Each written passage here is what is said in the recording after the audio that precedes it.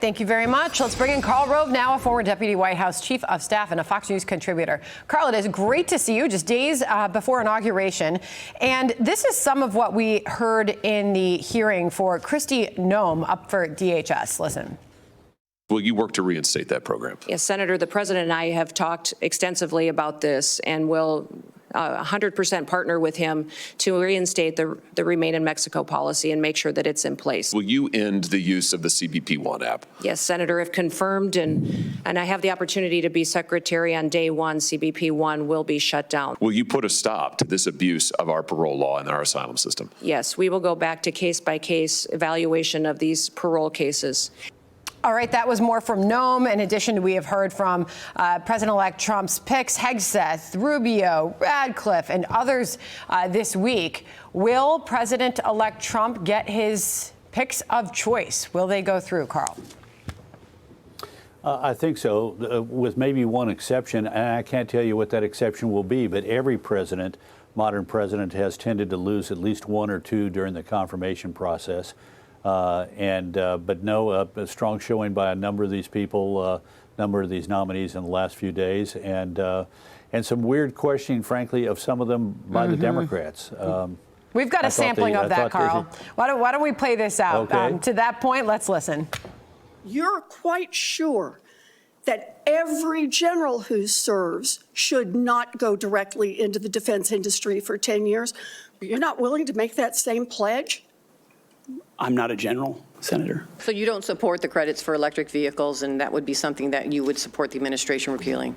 Well, I support economics and markets. It would not be appropriate for a prosecutor to start with a name and look for a crime.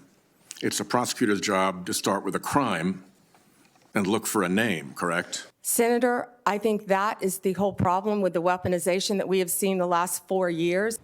Some of what we heard there, Karl. Yeah, look, this is a point where the minority gets to score some points. Sometimes they do a good job of scoring points, sometimes they don't, and we've seen a lot of the latter this past week. I was particularly taken with the question of Secretary-designate Noem of who would be in charge. Holman, who's the White House advisor on immigration issues, or her. I didn't hear that of Marco Rubio. Who's going to be in charge, you or the national security advisor? I didn't hear that of Pete Hegseth. Who's going to be in charge, you or the national security advisor? I didn't hear it of the Treasury Secretary. Who's going to be in charge, you or the head of the National Economic Council?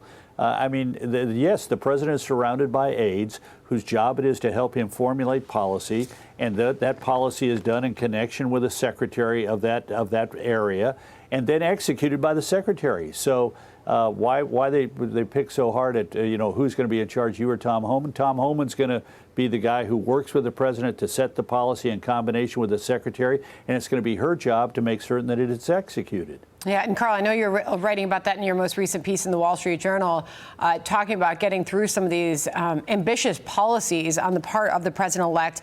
You write about how Trump can start his term off right. You say he's likely to achieve early successes with executive orders, but uncomfortable realities await. However impressive Mr. Trump's victory was, he won a plurality, not a majority, of the popular vote with a margin of only 1.5 percentage points. Our politics remain deeply polarized. The GOP's paper-thin House margin makes passing important legislation difficult. Your point, Karl. Point is that it's a very tough situation. Frankly, it's reminiscent of what we came into in 2001. We had a significantly larger majority in the House, but we had a 50-50 Senate that quickly turned into a 51 Democrat, 49 Republican Senate when Jim Jeffords of Vermont left the Republican Party. And we had to deal after the very close 2000 election, and yet we were able to succeed on passing education reform and tax reform, tax cuts, and other major pieces of legislation the first year.